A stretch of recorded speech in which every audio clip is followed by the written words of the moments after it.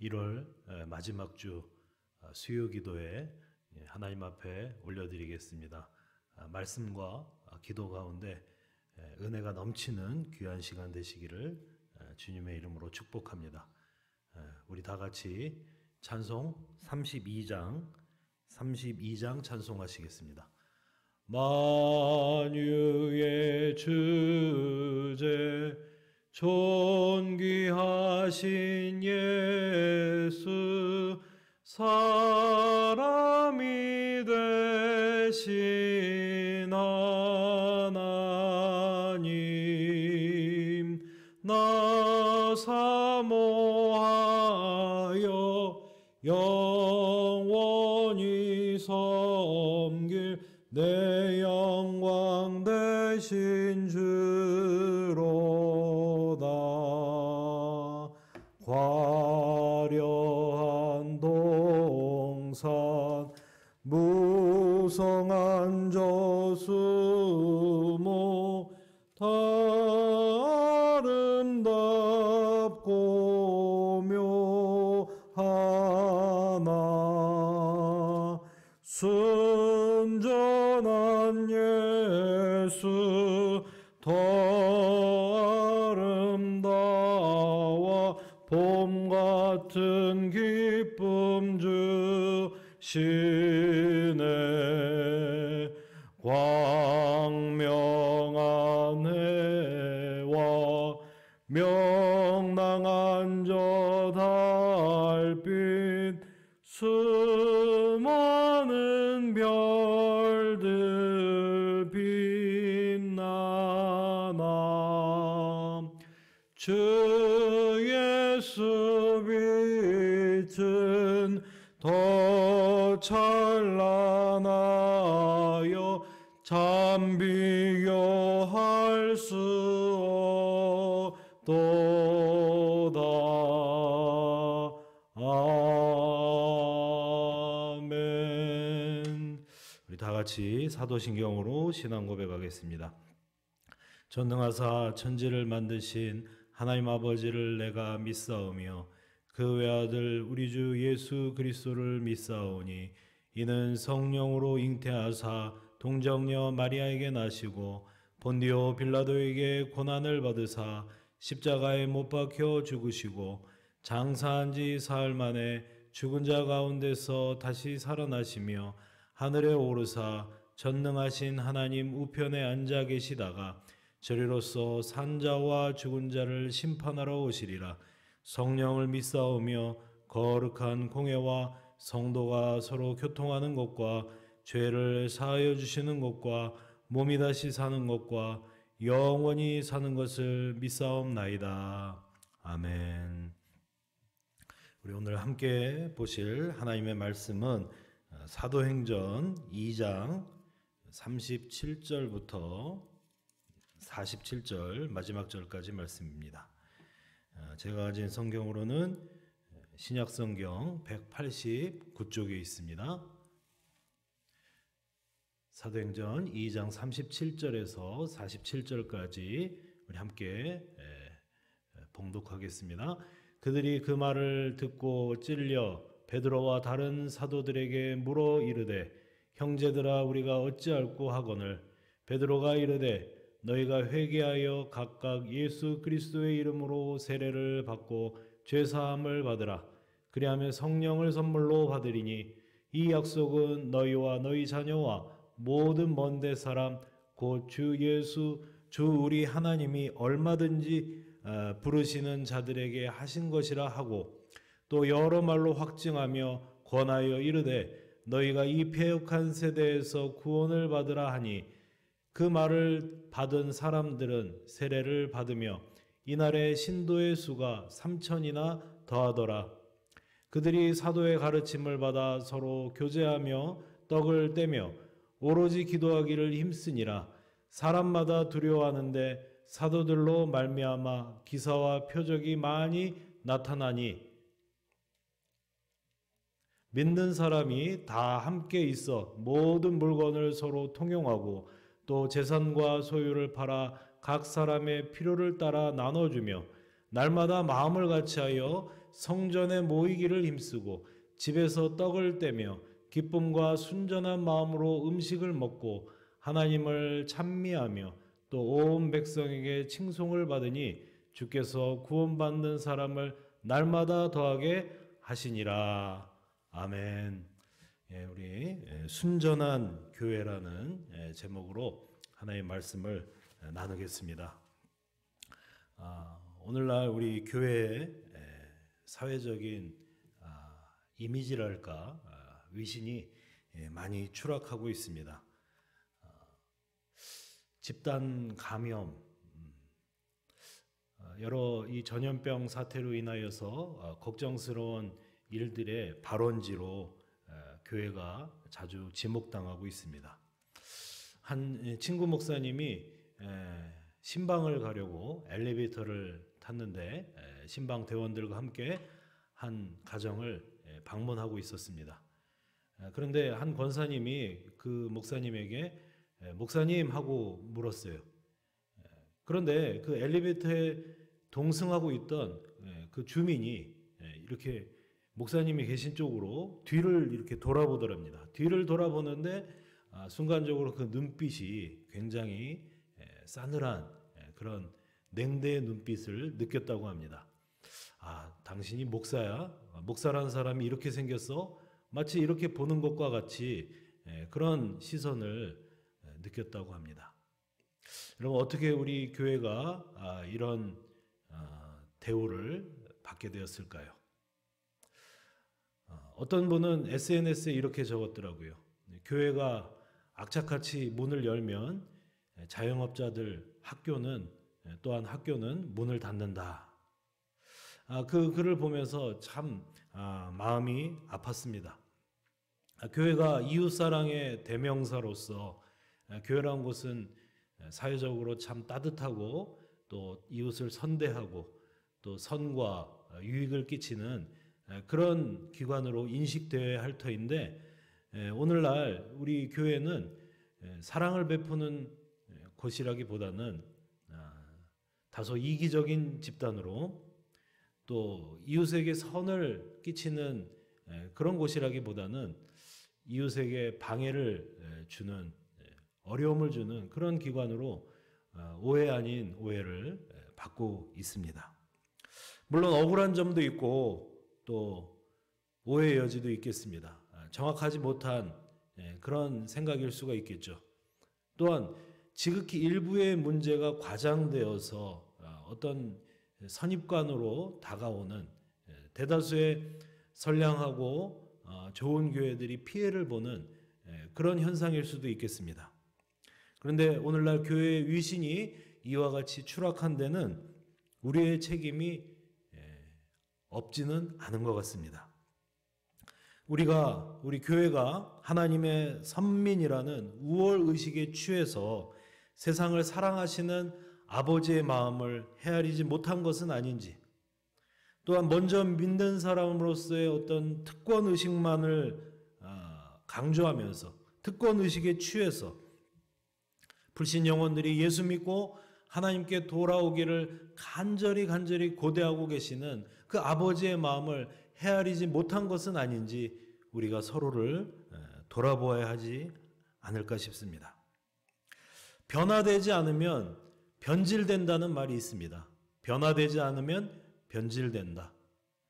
변화와 변질은 한 끗 차이죠. 글자 한자 차이입니다. 그러나 교회가 그리스도의 마음을 품고 그리스도의 마음으로 변화되지 않으면 우리는 변질되게 됩니다.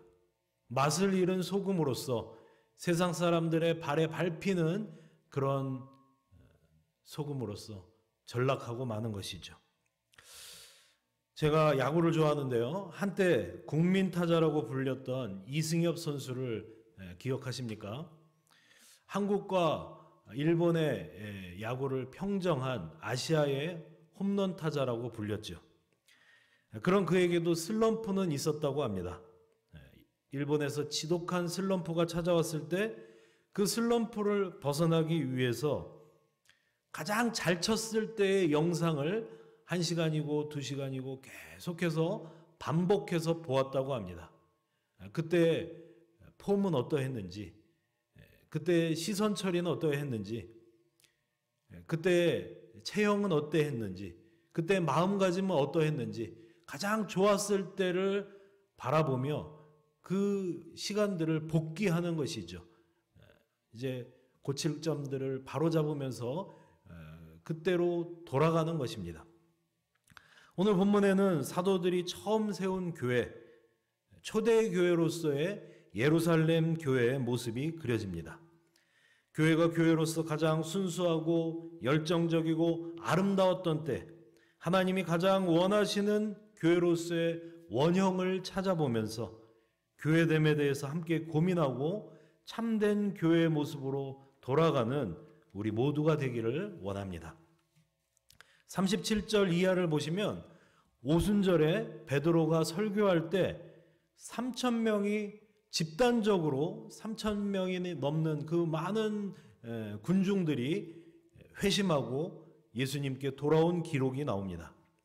오순절은 성령 강림절입니다. 성령께서 각 사람 위에 임하셨고 성령께서 온 교회에 충만하셨습니다. 베드로의 설교는 바로 그 오순절에 이루어졌습니다. 베드로의 설교는 단순하고 명료했습니다. 어떤 인간의 철학이나 수사학이나 말재주에 의지하지 않았습니다. 단지 너희가 십자가에 못 박은 그분이 하나님의 아들 예수 그리스도시다. 그분이 우리의 죄를 대신하기 위하여 우리를 위하여 피 흘려 돌아가셨고 하나님께서 그를 다시 살리셨고 그분을 주와 그리스도로 삼으셨다. 가장 본질적인, 가장 들어야 할 복음의 핵심 메시지만을 선포하며 외쳤습니다. 그 외침을 들은 사람들 가운데 회심의 역사가 일어났습니다. 가슴을 치며 탄식하며 두려움으로 우리가 어찌할꼬 외쳤습니다. 이 두려움과 이 탄식은 어디로부터 온 것일까요? 바로 이 자들이, 바로 이 군중들이 불과 며칠 전에 예수 그리스도를 십자가에 못 박으라고 예수를 십자가에 못 박으소서, 예수를 십자가에 못 박으소서 하며 외쳤던 자들입니다. 어떻게 예수를 저주하던 외침이 우리가 어찌할꼬 하는 두려움과 탄식의 외침으로 바뀌게 되었을까요? 여러분, 이것은 성령님의 역사하심입니다. 성령께서 각 사람 심령 위에 비춰주셨기 때문에 성령께서 죄를 죄로 깨닫게 하시고 성령께서 죄의 두려움, 죄와 심판의 두려움을 그들 마음 가운데 불어넣어 주셨기 때문에 하나님의 용서하심이 없으면 영영 죽을 수밖에 없는 그 영혼이라는 그 사실을, 죄인됨을 알게 되었기 때문에 그들은 이와 같이 회심의 역사를 일으킨 것입니다. 성령의 조명 아래 거짓과 위선이 아닌 진실한 마음과 회개함으로 반응하였기 때문에 이와 같은 성령의 역사가, 또한 생명의 역사가 일어났던 것입니다. 우리가 어찌할꼬 하는 이 사람들의 탄식에 베드로는 무엇을 말합니까?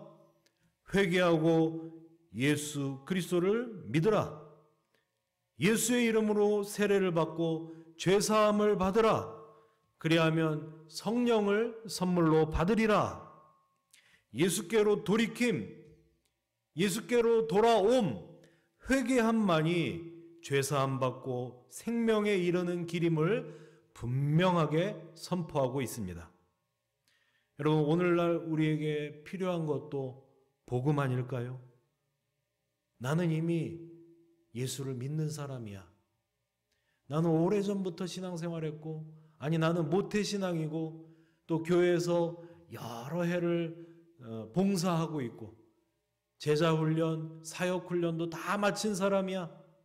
복음은 내가 이미 알고 있는 내용이야. 천만에요. 그렇지 않습니다.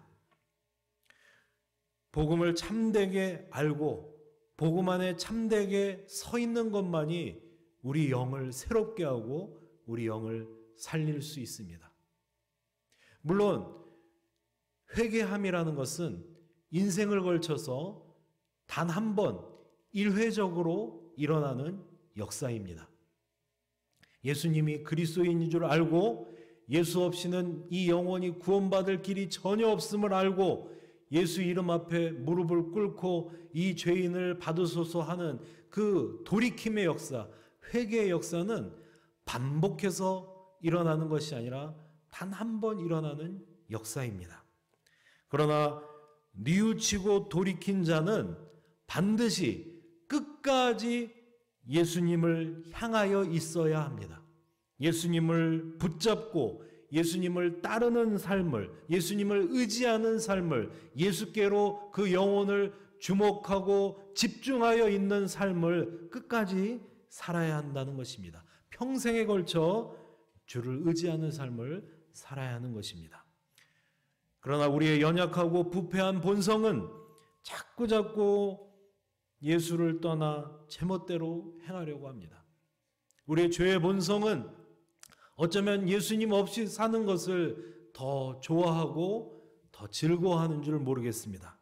그러한 부패한 본성을 우리가 물리치고 그런 부패한 본성을 떨쳐내고 예수님 앞에 나와서 예수님을 의지하고 예수님께로 향하는 삶, 이러한 삶은 끝까지 우리가 이어가야 하는 것이죠. 초대교회에 우리가 어찌할꼬 하는 탄식과 회개가 있었듯이 지금 우리에게도 하나님, 우리가 어찌하면 좋겠습니까? 하나님, 이 부패한 인성이, 이 타락한 이 영혼이, 이 마음이 자꾸만 주님 곁을 떠나려고 합니다.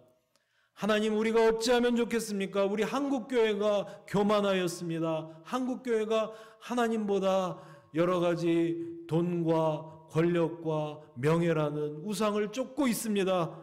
그러한 탄식, 우리가 어찌할꼬 하는 그 회개의 외침은 오늘날 우리에게 꼭 필요한 것입니다.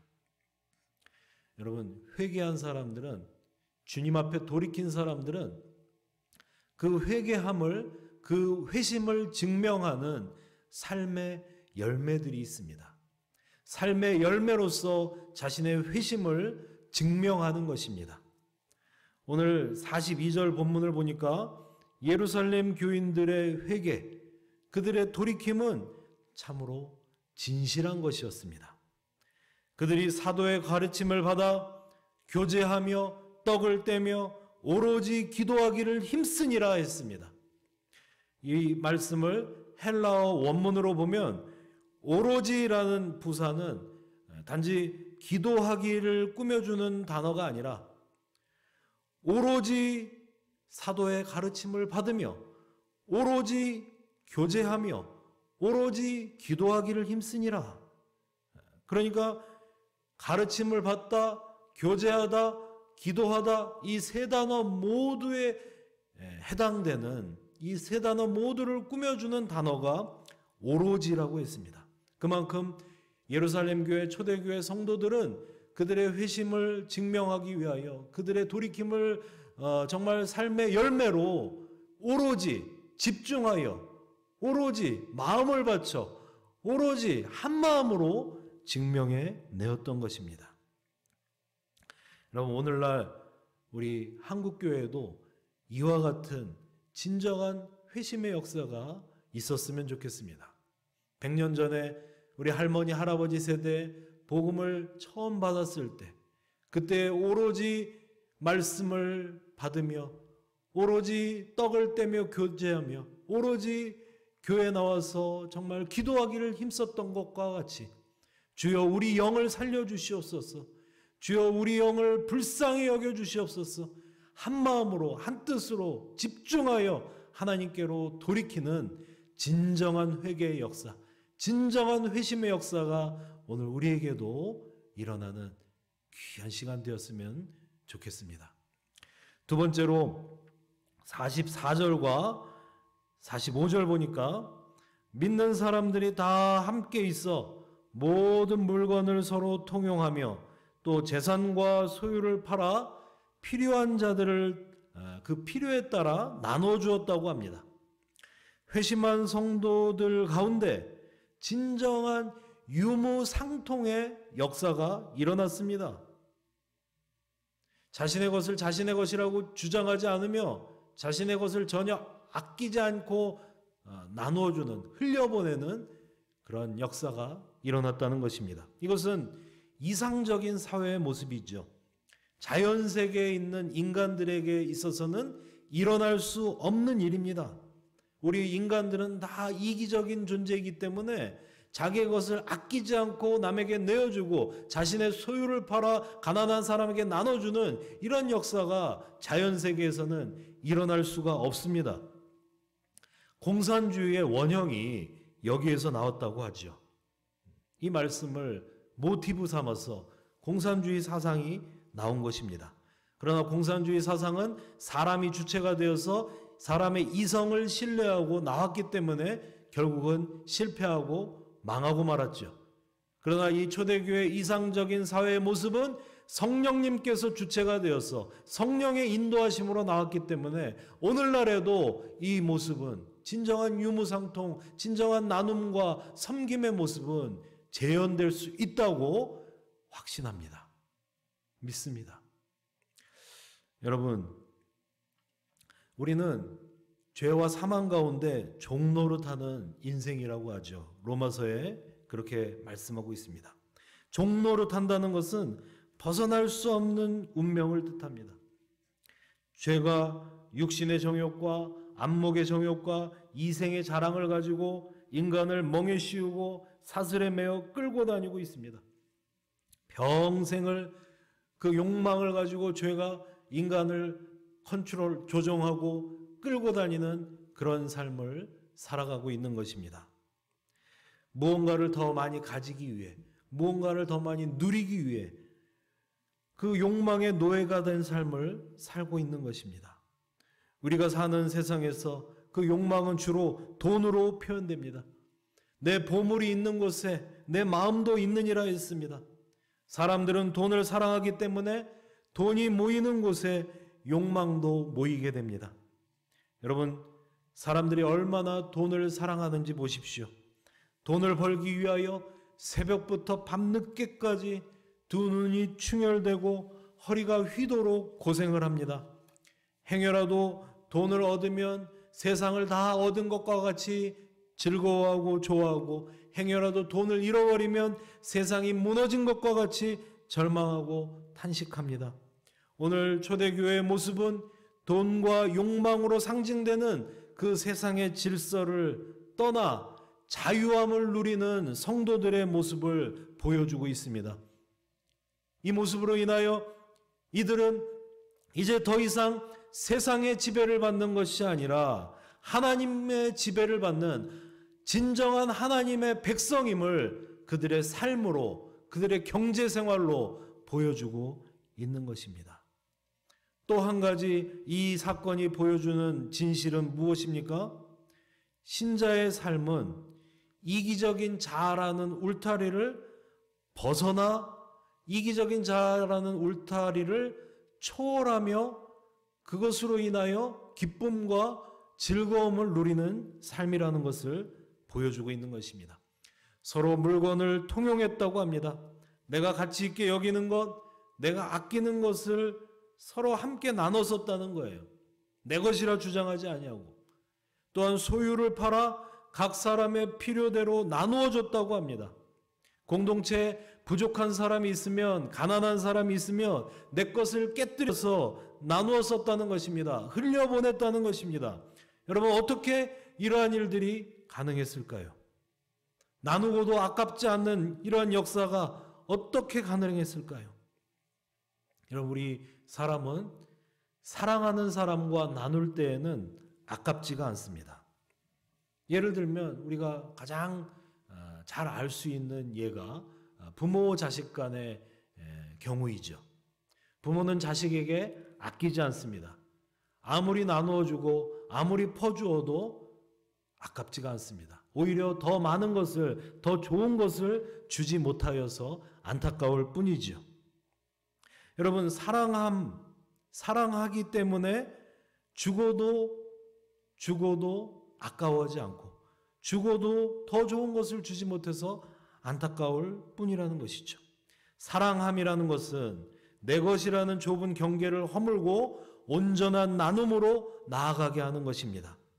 이것이 진정한 공동체의 모습입니다.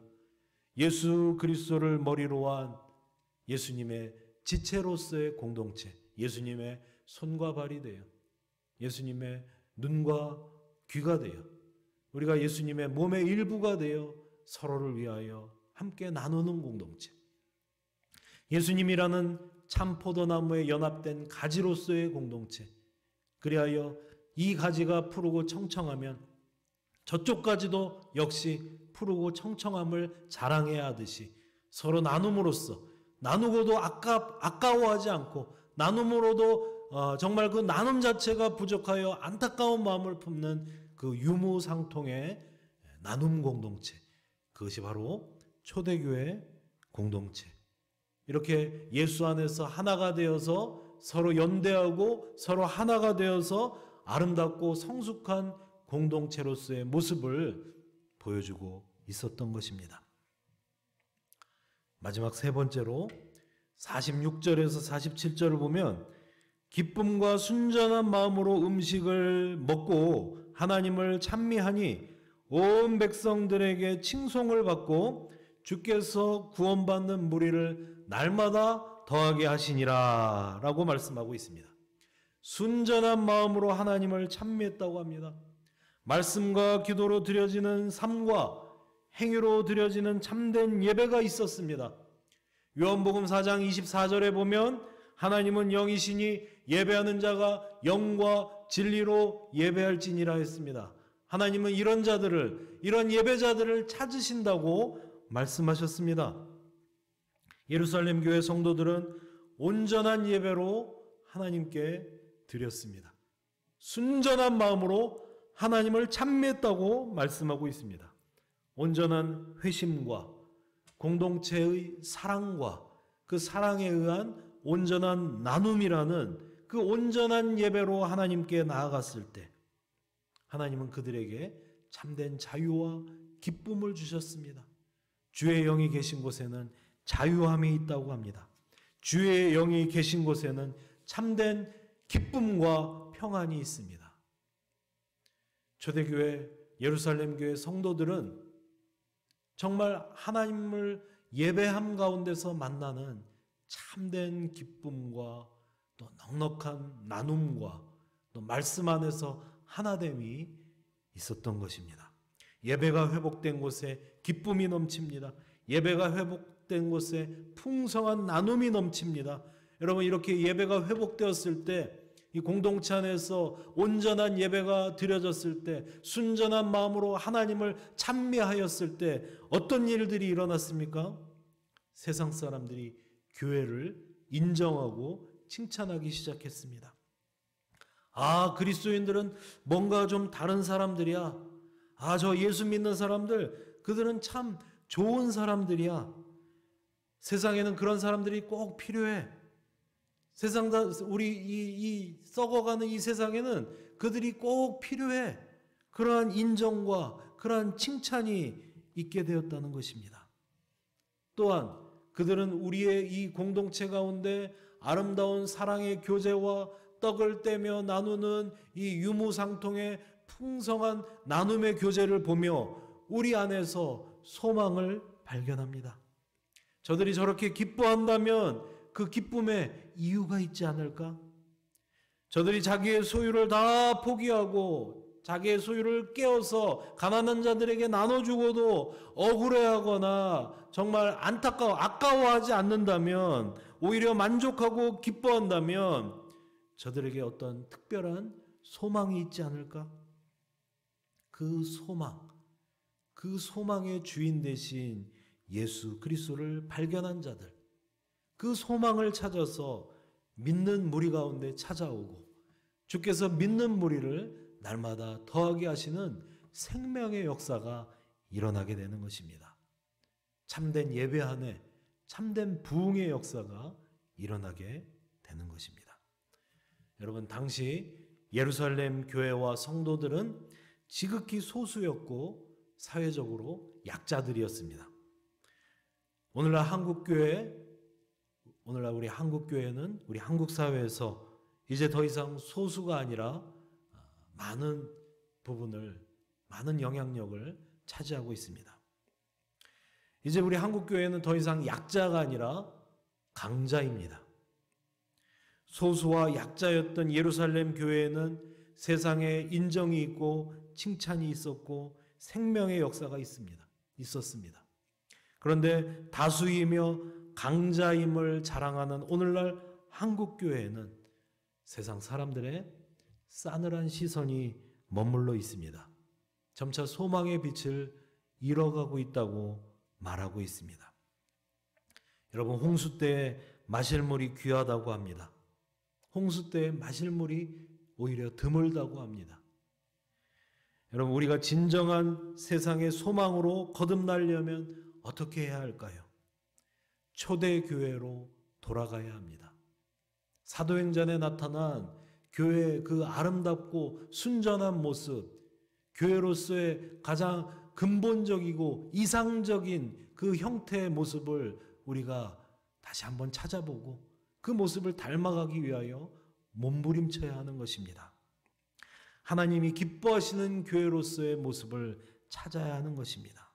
끊임없이 예수께로 돌이키는 회개와 욕망의 질서를 넘어서 세상에 마귀가 이렇게 프로그램해 놓은, 마귀가 구축해 놓은 그 물질과 욕망이라는 그 세상의 질서를 뛰어넘는 나눔과 사랑과 헌신이라는 그 질서로, 또한 온전한 예배, 정말 하나님만을 높이며 하나님만을 순전한 마음으로 찬미하는 그 온전한 예배를 회복했을 때 세상은 우리 교회를 다시 보게 될 것입니다. 세상은 다시 한번 한국교회를 주목하게 될 것입니다. 한국교회는 우리 대한민국의 빛이 될 것이며 우리 한국교회 성도들은 썩어져가는 세상 가운데 소금의 역할을 감당하게 할 것입니다. 오늘 이 본문의 말씀, 초대교회, 예루살렘 교회의 이 아름다운 모습을 우리가 꼭 기억하기 원합니다. 날마다 자신의 부패한 본성을 정말 내리쳐서 굴복시켜서 예수께로 향하는 진정한 회심의 역사, 회심의 열매가 있게 하여 주시고 또 공동체를 사랑하는 마음, 내 것을 내어 놓아서 내 것을 깨뜨려서 공동체에 흘려보내려고 하는 그 사랑과 은혜와 긍휼의 마음, 또한 오직 하나님만을 높이며 찬미하는 순전한 예배가 드려지는 우리 공동체, 이 세 가지를 꼭 회복하여서 우리 한국교회가 다시 한번 세상에 빛이 되고 희망이 되는 귀한 역사를 저와 여러분이 정말 선도적으로 앞장서서 만들어가는 귀한 지체들 되시기를, 귀한 성도님들 되시기를 주님의 이름으로 축원합니다. 아멘. 우리 함께 기도하겠습니다. 우리 함께 기도할 때에 우리가 이와 같은 기도 제목을 가지고 기도하기 원합니다. 오늘도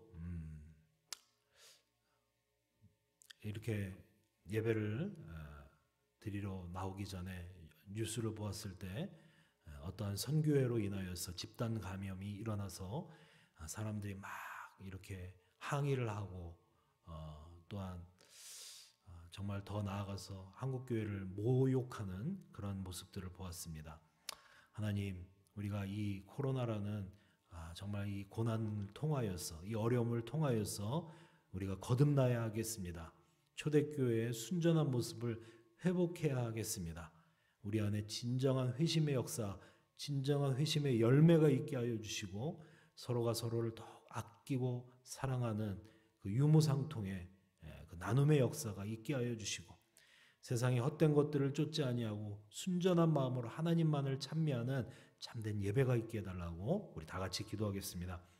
할렐루야. 하나님 아버지, 은혜를 감사합니다. 아버지, 이 어려움의 때에도 주님 앞에 나와 예배하게 하심을 감사를 드리고 하나님 아버지, 정말 모든 어려움 가운데서도 소망을 품고 주님을 바라보게 하심을 감사를 드립니다. 하나님, 특별히 한국교회가 정말 이 집단 감염 사태로 인하여서 사회적으로 멸시를 받고 냉대를 받고 많은 오해를 받고 있습니다. 주의 교회가 이와 같은 멸시와 오해와 냉대를 받는데, 정말 주 예수 그리스도의 몸으로서의 교회가 이와 같이 전락한데 하나님 아버지께서 얼마나 마음이 아프시고 안타까워하시겠습니까?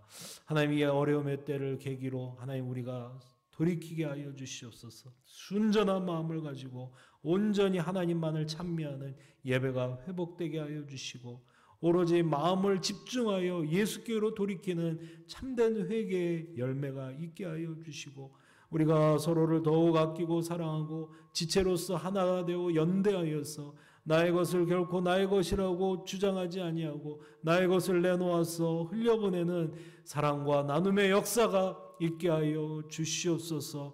하나님, 초대교회 하나님이 기뻐하시고 세상 사람들이 칭송하셨던 이 아름다운 이 교제의 모습, 예배의 모습을 회복하여서 우리 한국교회가 다시 한번 세상의 빛으로, 세상의 소금으로 거듭나게 하여 주시옵소서. 오늘도 흩어져 예배드리는 모든 권속들의 가정을 지켜주시고 그들의 생업의 현장에 찾아오셔서 복을 내려주시고 자녀들을 권세 있게 하시고 지혜로 총명하게 하시고 세상에서 그리스도의 마음으로 세상을 섬기며 세상을 아름답게 이끌어가는 하나님의 리더들이 다 되게 하여 주시옵소서. 하나님 아버지, 이 기나긴 전염병 사태로 인하여서 우리가 간절히 예배가 회복되기를 원하고 간절히 다시 만나 예배드리기를 원하오니 하나님, 이 모든 어려움이 빨리 끝나게 하여 주시고 기쁨으로 다시 만나 교제하며 예배하는 날이 속히 오게 하여 주시옵소서. 오늘도 우리와 함께 하시는 예수님 이름으로 기도드렸사옵나이다. 지금은 우리 주 예수 그리스도의 은혜와 하나님 아버지의 무한하신 사랑과 성령님의 감화감동 교통하심이 초대교회의 아름다운 모습을 회복하기 위하여 몸부림치며 주님 앞에 나아가는 우리 모든 성도들 머리 위에 이제로부터 영원까지 함께 있을지어다. 아멘.